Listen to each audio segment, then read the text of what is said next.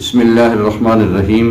قال النبی صلی اللہ تعالی علیہ وسلم شعبان الشہر او کما قال علیہ الصلوۃ والسلام.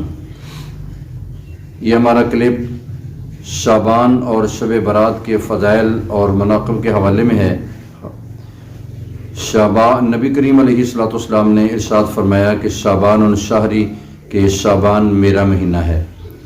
اگر اس حوالے سے کوئی اور فضیلت نہ بیان کی جائے تو یہی کافی ہے کہ نبی کریم علیہ الصلوۃ والسلام نے فرمایا کہ شعبان میرا مہینہ ہے. اس نبی علیہ الصلوۃ والسلام نے اس مہینے کی اپنے ساتھ نسبت فرمائی ہے. تو جس کو نبی کریم علیہ الصلوۃ والسلام اپنے ساتھ نسبت فرمائیں، جیسے نبی کریم علیہ الصلوۃ والسلام کی فضیلت ہے، اسی طرح اس مہینے کو فضیلت حاصل ہے. تو یہ مہینہ مبارکہ جب شوال المعظم کا آغاز ہوتا، یہ مہینہ شروع ہوتا، تو سید عائشہ رضی اللہ تعالیٰ عنہ فرماتی ہیں نبی کریم علیہ الصلوۃ والسلام کثرت کے ساتھ روزے رکھتے.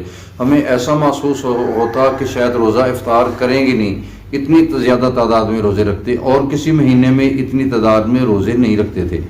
تو آپ سے سوال کیا گیا، سید عائشہ رضی اللہ تعالیٰ عنہ نے سوال کیا کہ نبی علیہ الصلوۃ والسلام اس مہینے میں کثرت کے ساتھ آپ روزے رکھتے ہیں رمضان کے علاوہ، تو اس کی کیا وجہ ہے؟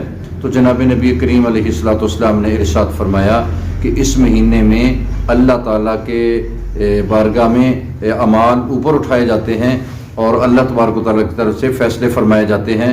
تو اس لیے میں چاہتا ہوں کہ جب میرا نام اللہ رب العزت کی بارگاہ میں پکارا جائے، میرے فیصلے کے میرے متعلق اللہ تعالیٰ فیصلہ فرمائے، تو اس وقت میں روزے کی حالت میں ہوں. یہ بڑی شان اور عظمت والا مہینہ ہے. تو اس مہینے میں نبی کریم علیہ الصلوۃ والسلام سید عائشہ رضی اللہ تعالیٰ عنہ فرماتی ہیں کہ ایک رات جناب نبی کریم علیہ الصلوۃ والسلام تشریف لائے، تو ابھی آپ نے اپنے کپڑے اتارنے لگے گھر میں آ کر، تو کپڑے اتارے نہیں، دوبارہ پہن لیے، اور نبی علیہ الصلوۃ والسلام وہ گھر سے باہر تشریف لے گئے. تو میرے دل میں یہ رشک پیدا ہوا، خیال آیا کہ نبی کریم علیہ الصلوۃ والسلام کسی دوسری بیوی کے گھر تو نہیں تشریف لے گئے. تو میں آہستہ سے نبی علیہ الصلوۃ والسلام کے پیچھے چلی گئی. میں کیا دیکھتی ہوں کہ جناب نبی کریم علیہ الصلوۃ والسلام جنت البقیع میں تشریف فرما ہے. تو نبی کریم علیہ الصلوۃ والسلام وہاں جنت البقیع کے مردوں کے لیے نبی علیہ الصلوۃ والسلام دعا فرما رہے ہیں. تو میں واپس آئی اور دل میں خیال کیا میرے ماں باپ آپ پر قربان، نبی علیہ الصلوۃ والسلام تو دعا فرما رہے ہیں جنت البقیع کے لیے، مردوں کے لیے، اور میں دل میں کیسا خیال آیا. خیر میں نبی علیہ الصلوۃ والسلام کو اسی انداز میں چھوڑ کر گھر میں آ گئی. تو جب میں گھر میں آئی تو دوڑ کر آئی تو میرے سانس ابھی پھولا ہوا تھا، تو نبی علیہ السلام بھی تشریف لائے. نبی علیہ الصلوۃ والسلام نے پوچھا کہ عائشہ سانس کیوں پھولا ہوا ہے، کیا وجہ ہے؟ یعنی میں گھر چھوڑ کر گیا، یہ ایسے نبی علیہ الصلوۃ والسلام کا مطلب تھا کہ سانس کیسے پھول گیا؟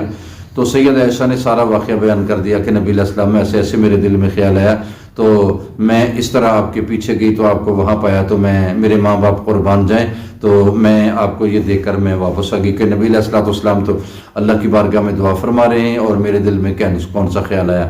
تو نبی علیہ الصلوۃ والسلام نے ارشاد فرمایا عائشہ میں ایسا ظلم نہیں کر سکتا کہ میں کسی باری آپ کی ہو اور دوسرے گھر چلا جاؤں. تو نبی کریم علیہ الصلوۃ والسلام نے فرمایا عائشہ میں جبریل میرے پاس آئے، اور جبریل امین نے یہ بات مجھے بیان کی کہ یہ شعبان کی 15ویں رات ہے، اور اس رات اللہ رب العزت اتنی بخشش فرماتے ہیں کہ بنو کلب کی بکریوں کے جسموں پر جتنے بال ہیں اللہ رب العزت اتنے لوگوں کی مغفرت فرما کے اللہ تبارک و تعالیٰ جنت میں بھیج دیتے ہیں، ان کو جہنم جن پر واجب ہو چکی ہوتی ہے. تو جناب نبی کریم علیہ الصلوۃ والسلام نے اس کے بعد سید عائشہ فرماتی ہیں کہ دوبارہ کپڑے اتارنے لگے، اور پھر نبی کریم علیہ الصلوۃ والسلام نے کپڑے پہن لیے اور مجھ سے اجازت طلب کی کہ عائشہ اگر اجازت ہو تو میں اللہ تعالیٰ کی عبادت نہ کروں. تو سید عائشہ فرماتی ہے کہ نبی کریم علیہ الصلوۃ والسلام نے اللہ تعالیٰ کی عبادت میں نماز میں کھڑے ہو گئے. اتنا لمبا قیام کیا کہ مجھے محسوس ہوا کہ نبی علیہ الصلوۃ والسلام کی روح اللہ کے ہاں پرواز کر گئی ہے. تو میں نے آہستہ سے نبی علیہ الصلوۃ والسلام کے پاؤں مبارک پر ہاتھ پھیرا، تو نبی علیہ الصلوۃ والسلام نے تھوڑی سی حرکت دی. مجھے محسوس ہو گیا کہ نبی علیہ السلام عبادت میں اتنے محو ہو گئے کہ مجھے ایسے محسوس ہوا کہ نبی علیہ الصلوۃ والسلام کی روح جو ہے وہ پرواز کر گئی ہے.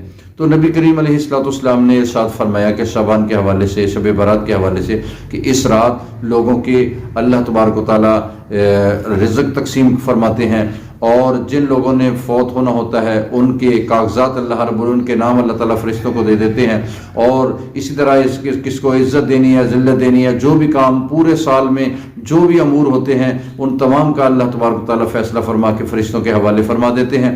اور اس رات کو اللہ تبارک و تعالیٰ آسمان دنیا پر رحمت کے ساتھ تشریف لاتے ہیں اور متوجہ ہوتے ہیں دنیا کی طرف، اور آوازیں دے دے کر پکارتے ہیں، کوئی طلب کرنے والا اس کو عطا کیا جائے، ہے کوئی رزق لینے والا اس کو رزق دے دیا جائے، قرض دار ہو تو خلاصی دے دی جائے، اور بیمار ہو تو اس کو شفا دے دی جائے، اور کوئی گناہوں سے بخشش طلب کرنے والا ہو تو اس کو بخش دیا جائے۔ تو ساری رات اللہ تعالیٰ کی طرف سے یہ ایسی آوازیں لگائی جاتی ہیں۔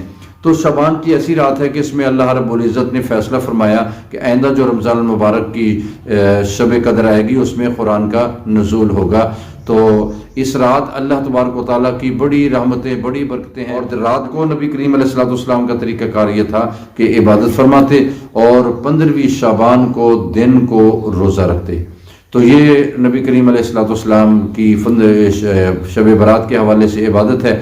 تو اللہ تبارک و تعالیٰ کی بارگاہ میں دعا ہے کہ اللہ رب العزت مجھے اور آپ تمام کو جناب نبی کریم علیہ السلام کی طریقے کے مطابق ہمیں عبادت کرنے کی اللہ تبارک و تعالیٰ توفیق عطا فرمائے۔ وما علینا الا